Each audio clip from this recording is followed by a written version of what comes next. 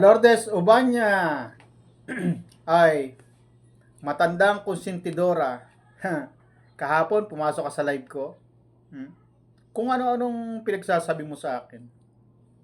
Pero nung ipinaririnig ko sa ito at tinatanong kita kung totoo ba ito o hindi, hindi ka sumasagot. Nagbibingi-bingihan ka. Matandang bingi. Matandang babaeng bingi o bingi sa katotohanan. Ayaw tumanggap ng katotohanan. Pilit na pinagtatakpan ang katotohanan. Pakinggan mo, Lord de Subanya. Ito, pasintabi sa mga taga-kalinga pa. Ito, hindi para sa inyo to. Ay, kung manood kayo, okay lang. At kung para sa mga anti-kalingap to, sila ang titirahin ko rito. Sila ang, para sa kanila tong video na to. Kayo, kung manood kayo, mga kalingap, okay lang. Pero ito, kasi nakasubaybay sa akin yung mga yan eh. Kaya alam ko, papanoorin nila to. Pakinggan mo, Lourdes Ubanya. Itong video ko na to, exclusive para sa'yo. Para makapag-isip-isip ka, Lourdes Ubanya. Mapamura ka talaga eh. Itong asang na to, dito mo makikita na walang pinag-aralan. Ha? Asang, baka yung nanay mo yung PUTA. Kasi, huwag na yung nanay mo, kakaawa kasi. Ikaw yung PUTA na lang. Ikaw yung PUTA. Ikaw yung PUTA. Kasi nga, may kumakalat ka na picture na tumutuwad sa hotel. Bakit tinatawag ko yung siyasang tuwad? Dahil may picture yan siya na tumutuwad, nakatuwad sa hotel at parang tinutusok ng puso. Yun ang totoo. Kaya hindi yan siya makaribat-ribat sa akin dahil yung lalaki niya, inano siya, sinaidol siya at may picture yung lalaki na itong siyasang parang palakang nakatuwad na tinutusok ng puso. Sinasabi ko na sa inyo. Alam mo kung sino magsalita. Ikaw yung PUTA, Hasang. Kasi, PUTA ka na nga, ikaw pa nagbabayad sa lalaki kasi hindi ka maatim na lalaki ng lalaki na patulan. Hindi ka maatim ng lalaki na patulan. Instead, ikaw yung babayaran at dahil PUTA ka, ikaw yung nagbabayad sa lalaki. Ano ka ba? Bakit kaya ano ka ba ni Tita Malu na taga-Arnain? Na hindi ko makapagsalita ka, alam mo may nagawa si Tita Malu sa'yo? Ang tanga mo. Abnormal kaya tahasang eh. Nalugi ka na ba for the views? Bakit? Wala ka na bang mapapa? Ganun na lang katindi yung paghanap buhay mo sa YT? Wala ka na bang maayuda sa lalaki mo? Boylet pa more. Mang balahura ka dito para may pang ayuda ka sa mga boylets mo para papatulan ka lang. Inuutulan yan kay isang lalaki kasi ito. Paghanap buhay dito sa YT, mang balahura, tapos isisend lang doon sa mga lalaki niya. Minura kaya ng anak niya. Ay, itong si Hasang, guys. Yung anak nito bakla. Pinag-PPI siya ng anak niya na bakla. Dahil ganyan yan siya dahil yung kita mo, Lord Subanya? Idinamay ang anak na bakla. Ganyan ba ang iniidolo nyo? Ganyan ba ang pagkonsinti nyo? Kita nyo? Hindi nyo kaya yan. Si Yen Vasquez, dahil pagka kayo tumiwalag dyan kay Yen Vasquez, kayo ay kumontra-kontra dyan, ichichismis din kayo niyan. Nasabi ko sa'yo. Si Hasa, kasama niya yan dati. Ngayon, chinichismis na. Ako, kasama niya dati. Ngayon, hindi na kami kasama. Chinichismis niya. Kayo, takot kayo, no?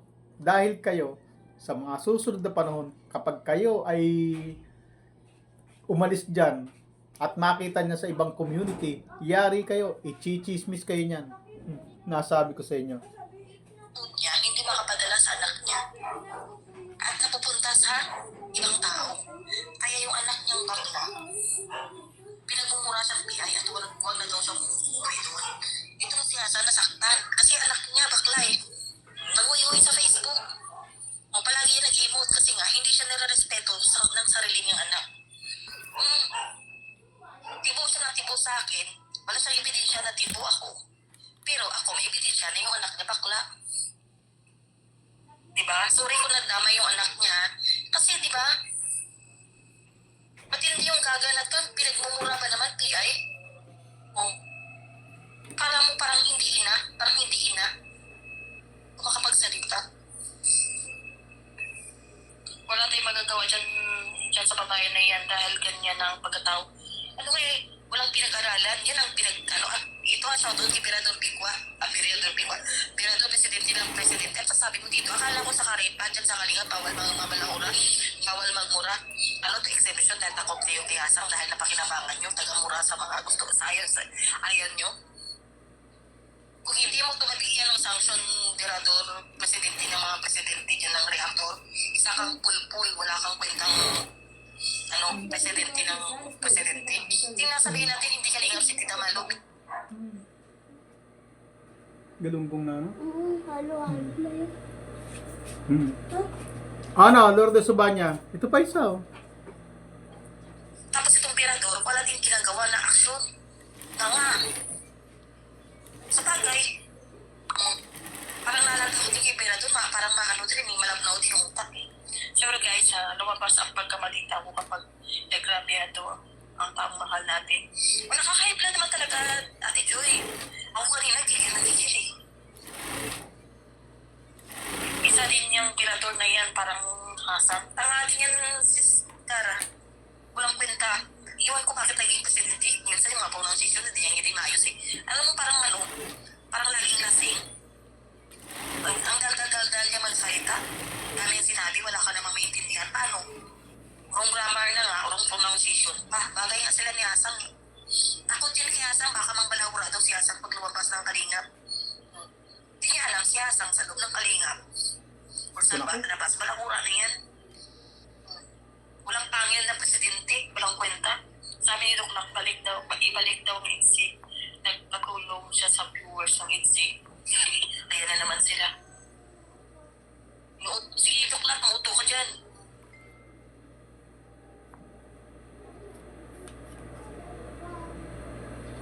Ano ang masasabi mo, Lourdes Subanya? Tinatanong lang naman kita kahapon. Bakit hindi nyo makontra? Ha? Takot kayo, no? Kayo, kaya na. Lourdes Subanya, konsentidor ka. Hindi ako mawawalan pang-upload sa inyo. Hindi ako mawawalan topic sa inyo. Tayo-tayo lang, kayo lang kita. Okay lang. Hindi naman kayo kumikita rin sa akin eh. Pare-pare sa hindi kikita. Walang problema dyan. Importante, meron tayong YouTube at may komunikasyon tayo. Okay ba, Lourdes Subanya? Matandang konsentidora, matandang bingi sa katotohanan. Ayan na, ang ebidensya. Dinig na dinig nyo. Naninira, dinadamay ang pamilyang walang kinalaman, nilalait pati baklang anak ni Hasa. Ibrinodcast pa sa buong social media na ang anak ni Hasa ay bakla, na palamurang bakla at minumura yung nanay. Ganyan ba ang iniidolo mo, Lourdes Ubanya? Support pa more. Suportahan mo ang ganyang klaseng tao. Dahil kampi nyo, kaya sinusuportahan ninyo. Ngayon, ano mangyayari sa mundo natin kung ganyan? Lourdes Subanya, ganyan ba ang mundo na gusto mo? Merong isang chismosa na nagkakalat ng chismis. Siya chismis, pagka chismis, walang batay, walang ebidensya. Chismis lang yun. Pero sinusuportahan mo. Anong klaseng tao ka? Anong klaseng magulang ka? O anong klaseng lola ka? Ganyan ba? Pagka idinamay ang pamilya mo, may kaaway ka, tapos pamilya mo idadamay? Susuportahan pa yung tao? Paano? Kasi hindi mo pamilya. Pamilya ng ibang tao. Paano kung pamilya mo naman yan? Anong magiging damdamin mo? Lourdes Ubanya. Paano yan, Lourdes Ubanya? Nakaisang content ako sa'yo. Marami kayo ng mga dati kong kasama. Kilala ko kayo lahat at iisa-isahin ko kayo. Hindi ako mawawalan ng content sa inyo. Aaraw-arawin ko kayo. Paano, Lourdes Ubanya? Babay na muna. Shoutout sa inyo, mga taga-Kalingap, ha? Bye-bye.